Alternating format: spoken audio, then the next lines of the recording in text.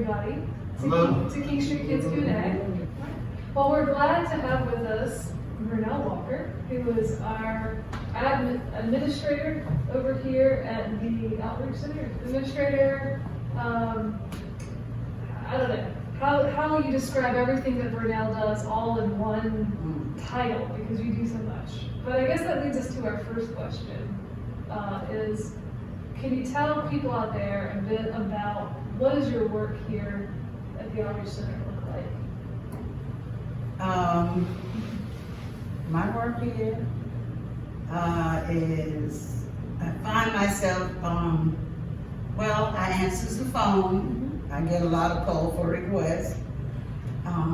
Like I tell everybody, it's like a spirit within me that empowers me to want to, discern sincerity and usage. When I say sincerity and usage, someone that's really humbling, sincere about the request for help. And the usage is those who know the system, know that, okay, I've been there last year, so it's a year today, I can come back.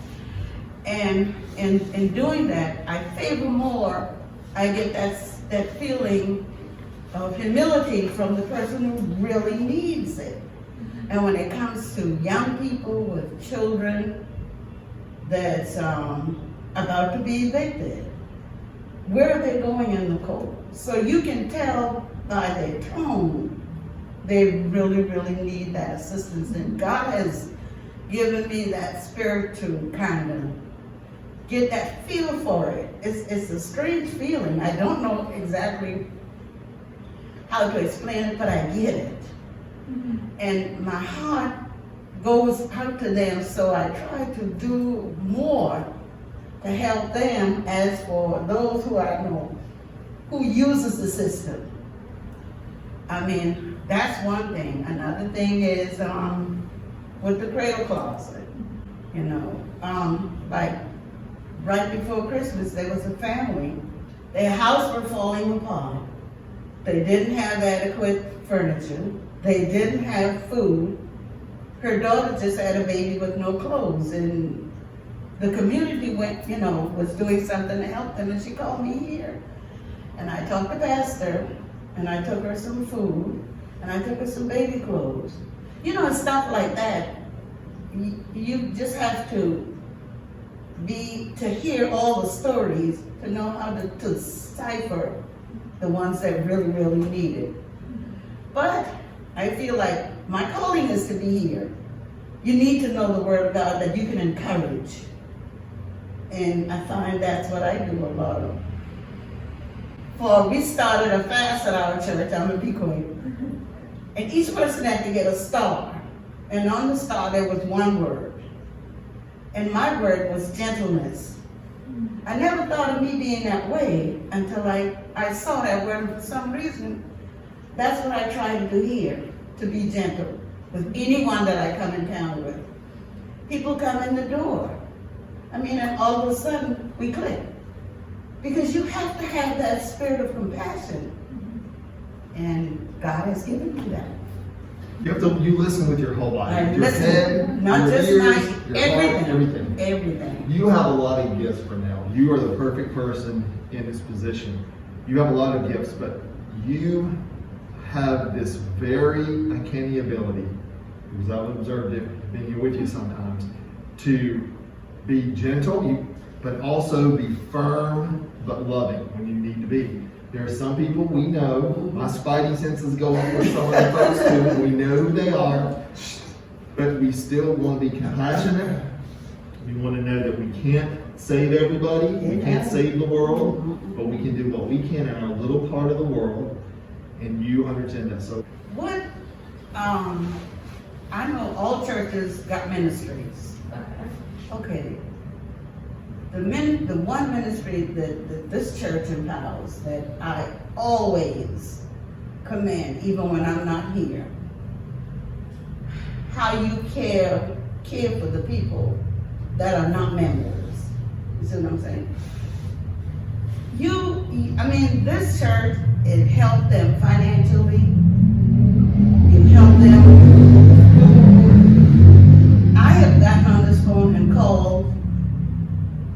Afro-Black churches asking for assistance. Do y'all assist, people with utility bills?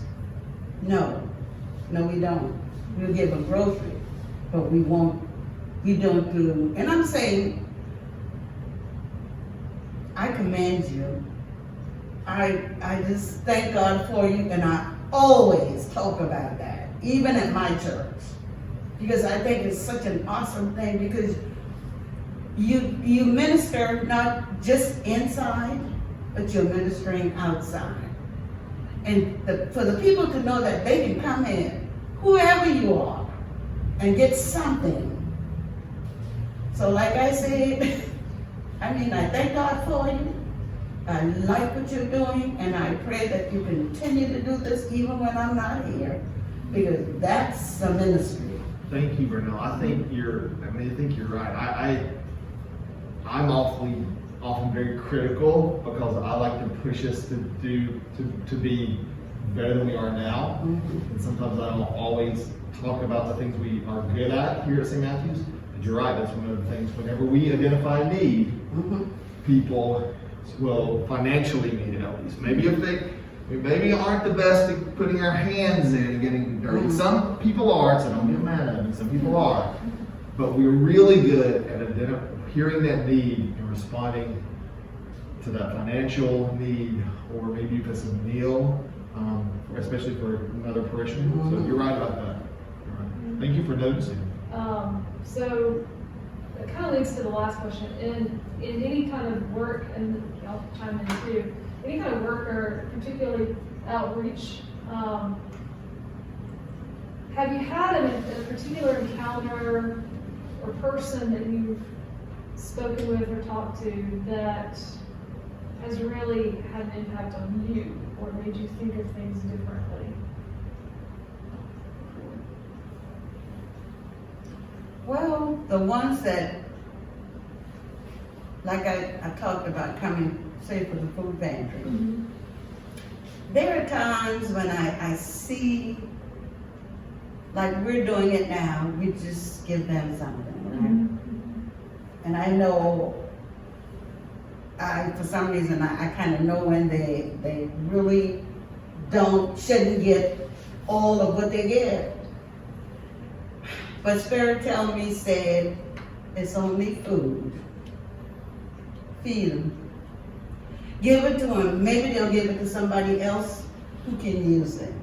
But it's a teaching for me to know that you have to know when to hold, like I said, when to fold, when to walk away.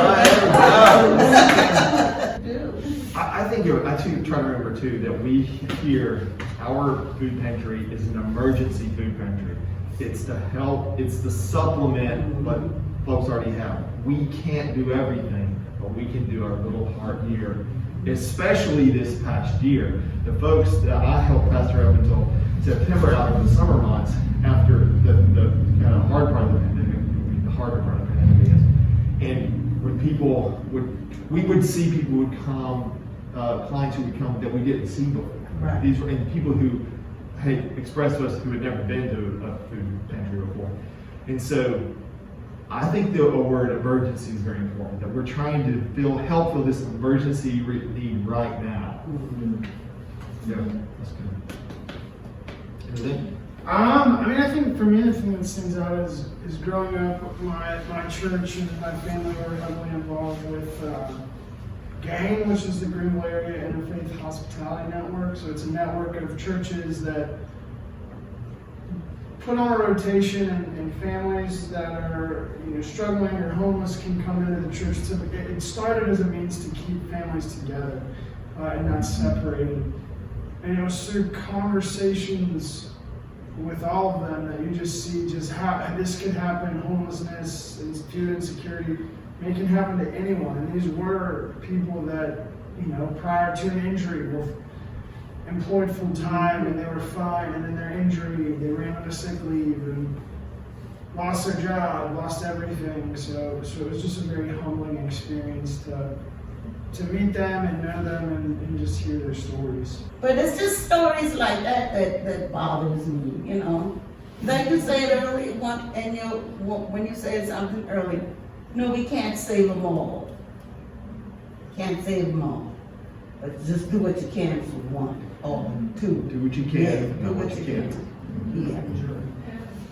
Vernell, we so appreciate your ministry here. It's a ministry. It's an important ministry. Thank you. Thank you. I enjoyed it.